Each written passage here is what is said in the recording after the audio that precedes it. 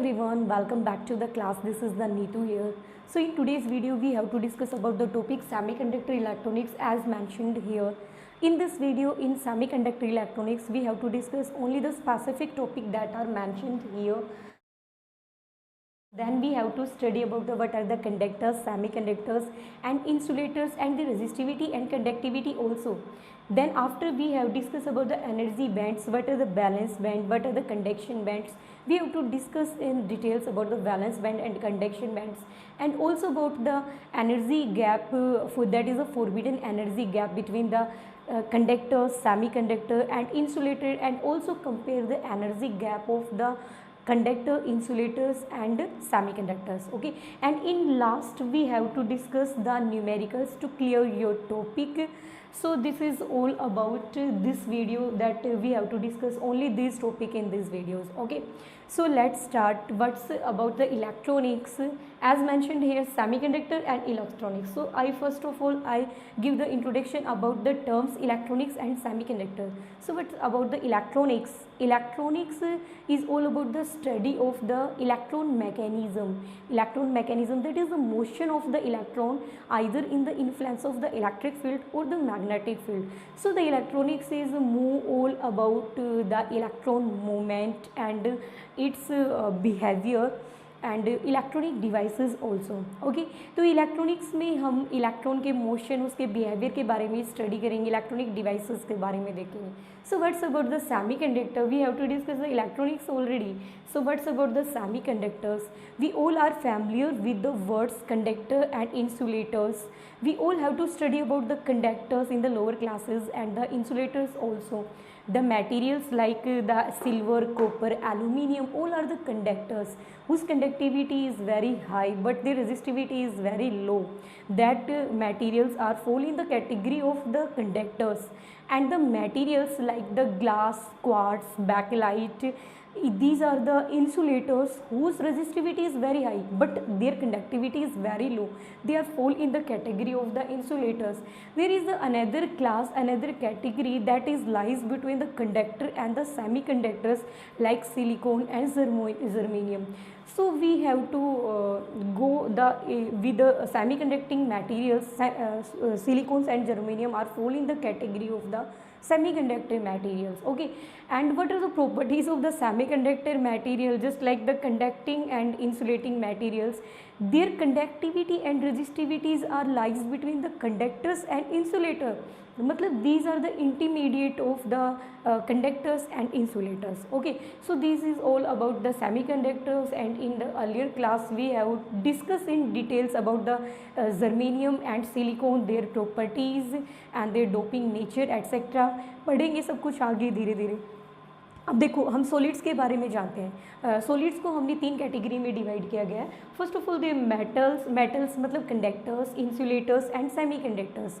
Okay, so in this we have to discuss about the in their resistivity and conductivity. Conductors, insulators and semiconductors, इनकी resistivity के बारे में discuss करते हैं. तो जो हमारे पास मेटल्स मतलब कंडक्टर्स होते हैं उनकी कंडक्टिविटी तो बहुत ज़्यादा हाई होती है, लेकिन इनकी रेजिस्टिविटी होती है वो लो होती है. इनकी रेंज मैंने आपको यहाँ पर शो कर रखी है. रेजिस्टिविटी होती है इनकी 10⁻² से 10⁻8 ओम मीटर तक होती है. रेजिस्टिविटी इनकी लो है लेकिन इनकी कंडक्टिविटी हाई मिलेगी. देखो यहाँ पर नेगेटिव में पावर थी, यहाँ पर पावर हो गई पॉजिटिव में. इसका मतलब इनकी कंडक्टिविटी क्या है? हाई. 10⁻² से 10⁻8 सीमन मीटर इनवर्स इनकी कंडक्टिविटी होती है. Okay, this are the range of the for the conductors. And what's about the insulators? Insulators की आपकी कंडक्टिविटी तो लो मिलेगी लेकिन इनकी रेजिस्टिविटी हाई मिलेगी. इससे जस्ट अपोजिट. तो इनकी रेजिस्टिविटी देखो 10⁻11 से 10⁻19 ओम मीटर तक होती है, लेकिन जो कंडक्टिविटी होगी वो देखो नेगेटिव में वैल्यू फॉल होगी. 10⁻11 से 10⁻19 सीमन मीटर इनवर्स होती है. ओके, इन दोनों के बीच में भी हमारे पास एक क्लास होती है जिसको बोलते हैं semiconductors. As we discuss before about the semiconductors. So semiconductor resistivity and conductivity are fall in between the conductors and the insulators. So what's about the resistivity? Resistivity is 10⁻5 to 10⁻6 ohm metre तक होती है, और इनकी जो conductivity होती है वो 10⁻5 से 10⁻6 सीमन मीटर इनवर्स तक होती है. ठीक है, तो this is all about the what is the electronics, semiconductors, conductors, insulators and semiconductors also, the resistivity and conductors also. So okay, continue the class, and now we have to discuss about the energy bands of the solid or an isolated atom. We have to discuss here. So let us discuss about the energy bands. We have to discuss the energy band about a single atom or an isolated atom, or for a solids or a group of atoms. For an isolated atom, अगर हम एक atom की बात करें तो उस atom की energy कौन डिसाइड करेगा कि उसकी ऑर्बिट में कितने नंबर ऑफ इलेक्ट्रॉन्स रिवॉल्व करें, कितने इलेक्ट्रॉन्स उस ऑर्बिट में रिवॉल्व करें, वही उसकी एनर्जी को डिसाइड करेंगे, ठीक है। लेकिन सॉलिड्स की अगर मैं बात करूँ तो सॉलिड एक इलेक्ट्रॉन का तो बना नहीं होता, सॉरी एक एटम का तो बना नहीं होता। तो इसका मतलब यहाँ पर हम आइसोलेटेड सिंगल एटम की बात नहीं करेंगे, हम बहुत सारे एटम्स की बात करेंगे। जब बहुत सारे एटम्स यहाँ पर कंबाइन होंगे तो क्या होगा कि इनकी आउटर मोस्ट जो ऑर्बिट है उसमें जो इलेक्ट्रॉन्स हैं वो नेबरिंग जो ऑर्बिट्स हैं उनसे ओवरलैप कर जाएंगे ना, ओवरलैप करेंगे, क्योंकि तो एटम्स हमारे पास ओवरलैप कर रहे हैं तो इनके आउटर मोस्ट शेल में जो इलेक्ट्रॉन्स हैं वो भी ओवरलैप करेंगे ना ओवरलैप। तो इस ओवरलैपिंग की वजह से क्या होगा कि हर एक इलेक्ट्रॉन की अपनी एक यूनिक पोजीशन हो जाएगी, तो इनका यूनिक एनर्जी स्ट्रक्चर भी होगा, मतलब कि इनके जो एनर्जी लेवल्स होंगे वो भी क्या होंगे, यूनिक ही होंगे। तो डिफरेंट एनर्जी लेवल्स होंगे, किसी भी दो इलेक्ट्रॉन के आपको सेम एनर्जी लेवल्स नहीं मिलेंगे, क्योंकि जो हर एक इलेक्ट्रॉन होगा वो उसकी सराउंडिंग क्या होगी, डिफरेंट होगी, तो इसलिए सेम नहीं मिलेंगे। तो हर एक इलेक्ट्रॉन का वही क्या हो गया, डिफरेंट एनर्जी लेवल्स होगी। और ये जो डिफरेंट एनर्जी लेवल्स होते हैं, इन्हीं एनर्जी लेवल्स को हमने नाम दिया गया एनर्जी बैंड। जो डिफरेंट जो एनर्जी लेवल्स है, हर एक इलेक्ट्रॉन का अलग अलग एनर्जी लेवल होगा, तो उनको हमने नाम दिया है एनर्जी बैंड, ठीक है। तो एनर्जी बैंड्स हमारे पास यहाँ पर दिखा रखे हैं, एक होता है आपके पास वैलेंस बैंड और एक होता है कंडक्शन बैंड। ओके, तो जो वैलेंस बैंड होता है ये आपके पास कंडक्शन बैंड से नीचे लाई करता है। अच्छा, जो हमारे पास कंडक्शन बैंड होगा, इसके ऊपर above the conduction band there is the many different energy levels, and below the valence band, ध्यान से सुनना, above the conduction band and below the valence band there is the different of the energy levels. Okay, conduction band से अलग अलग, conduction band के अबो अलग अलग different energy levels लाई करेंगे, और जो आपके पास वैलेंस बैंड है इसके बिलो डिफरेंट एनर्जी लेवल्स लाई करेंगे। और ये जो हमारे पास गैप होता है इनके बीच में, वैलेंस बैंड और कंडक्शन बैंड के बीच में, इस गैप को बोलते हैं हम फॉरबिडन एनर्जी गैप और एनर्जी बैंड गैप। इन दोनों के बीच में जो एनर्जी गैप होगा कंडक्शन बैंड और वैलेंस बैंड के बीच में, इसी गैप को हम क्या बोल देंगे, फॉरबिडन एनर्जी गैप और एनर्जी बैंड गैप, ठीक है। तो इसमें आगे हम डिस्कस करेंगे कि जो आपके पास कंडक्टर होता है उसके लिए फॉरबिडन एनर्जी गैप कितना होता है, इंसुलेटर होता है उसके लिए फॉरबिडन एनर्जी गैप कितना होगा, और जो सेमीकंडक्टर्स होते हैं उनके लिए एनर्जी बैंड गैप कितना होगा। तो उससे हम डिसाइड करेंगे एनर्जी बैंड गैप से कि इनकी रेजिस्टिविटी कितनी होगी, कंडक्टिविटी कैसे होगी, ठीक है। तो ये सभी हम इसके बाद डिस्कस करते हैं।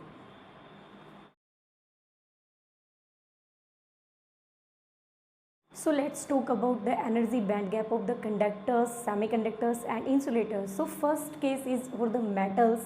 Metals means conductor. In the conductors we have to discuss the two cases. So the first one is the when the conduction band is partially filled and the valence band is partially vacant, or we can say that the partially empty. And the second case is the when the conduction band and the valence band are overlapping. In both the cases we get the free electrons. That's why these are called the conductors. So we have to discuss them. So first is the when the conduction band is partially filled. Conduction band partially field है, partially field का मतलब समझते हो ना, मतलब इसमें कुछ एक इलेक्ट्रॉन्स हैं, ठीक है, और पार्शली वैकेंट मतलब कि कुछ एक आपके पास खाली स्पेस मिलेंगे। तो ये हमारे पास फर्स्ट कंडीशन है। तो इस कंडीशन में क्या होगा कि जो लोअर एनर्जी जो इलेक्ट्रॉन्स आपके लोअर एनर्जी लेवल में वो इस गैप को फिल करने की कोशिश करेंगे, और जब इलेक्ट्रॉन्स मूव करेंगे गैप को फिल करने के लिए तो इलेक्ट्रॉन्स के मूवमेंट की वजह से आपके पास क्या होगा, कंडक्शन होगा, ठीक है। अब इस केस की बात करके चलिए, जब हमारे पास ये कंडक्शन बैंड है आपका, ये वाला कंडक्शन बैंड जो मैंने रेड मार्कर से दिखा रखा है, और ये वाला आपका वैलेंस बैंड जो ग्रीन मार्कर से हाईलाइट किया गया है, आपको दिख रहे होंगे, देखो ये वाला जो गैप, इसमें हमारे पास ये दोनों conduction band and valence band दोनों ओवरलैप कर रहे हैं, तो इनकी जो फॉरबिडन एनर्जी गैप होगा वो ऑलमोस्ट जीरो के इक्वल होगा। इनका जो फोरबिडन एनर्जी गैप होगा ऑलमोस्ट जीरो के इक्वल होगा। अब क्या है कि वैलेंस बैंड और कंडक्शन बैंड अगर ओवरलैप कर रहे हैं तो वैलेंस बैंड से कंडक्शन बैंड में इलेक्ट्रॉन्स का जाना ईजी हो जाएगा ना। इलेक्ट्रॉन्स होंगे वो वैलेंस बैंड से कंडक्शन बैंड में ईजिली जंप कर पाएंगे और इलेक्ट्रॉन्स की इन्हीं मूवमेंट की वजह से आपके पास क्या हो जाएगा, कंडक्शन हो जाएगा। तो दोनों केसेस में हमने देखा कि कंडक्शन दोनों केसेस में हो रहा है। तो इन्हीं दो रीज़न की वजह से हमारे पास ये जो कंडक्टर्स होते हैं इनका जो रेजिस्टेंस होता है मेटल्स वो तो लो होता है और इनकी कंडक्टिविटी क्या होती है, हाई होती है। अरे दोनों केसेस में कंडक्शन हो रहा है तो इसका मतलब कंडक्टिविटी तो इनकी हाई होगी और अगर कंडक्टिविटी हाई है तो रेजिस्टिविटी तो आपको लो मिलेगी। तो this is all about the conductors. So must remember the energy gap between the conduction band and the valence band is almost equal to the zero for the conductors. Okay, so we have to discuss about the semiconductors and insulators.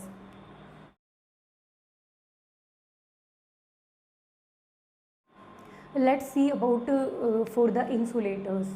In insulators, what's about the valence band, conduction band, and what happens with their energy gap. So in the insulators, the conduction band is totally empty. No electron is the conduction band, and here is the valence band. And one more thing, that the energy band gap, that is the forbidden energy gap between the valence band and conduction band is very high.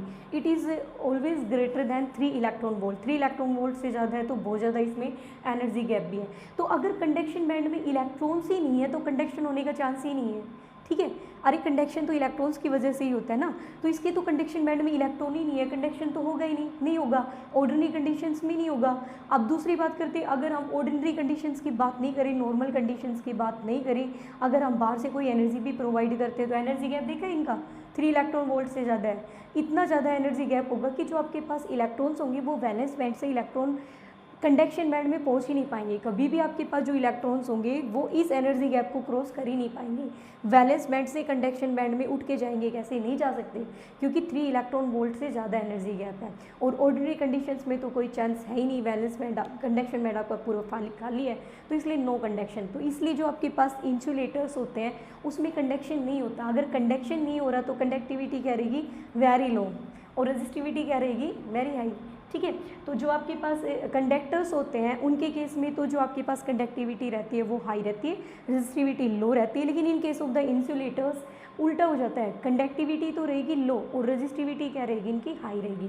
Okay, so next is for case number 3 for the semiconductor. Let us discuss about what happens in the semiconductors. So let's see about the band gap for the semiconductors. As we discussed earlier about the band gap of the conductors and insulators. So what's about the semiconductors? In semiconductor also there will be the 2 cases. So first case is for the 0 Kelvin temperature and second case is at we discuss for a room temperature.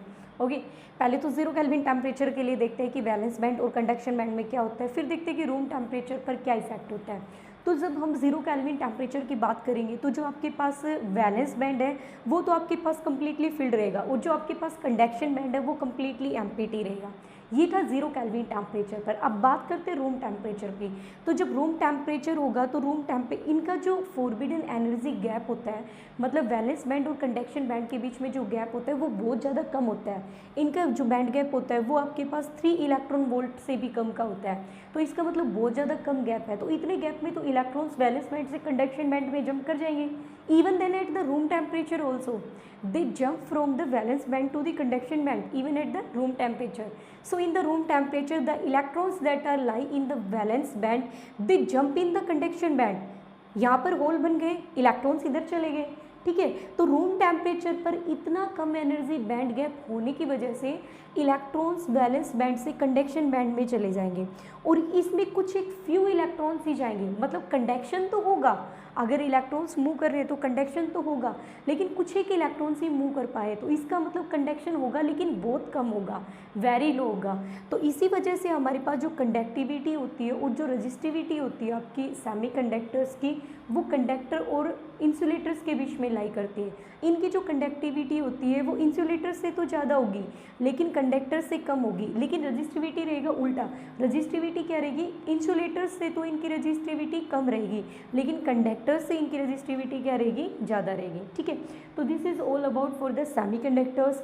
In case of the conductors we have to discuss the two case, and in the insulators we have to discuss only one case, and in case of the semiconductor we also have to discuss the two cases, one at the 0 Kelvin and other one is at the room temperature.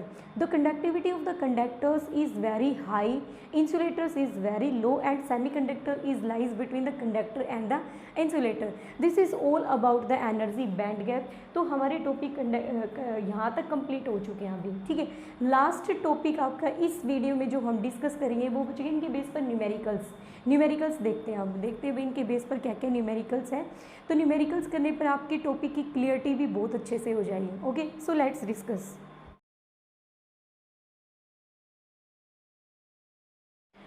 So the numerical is given in front of you.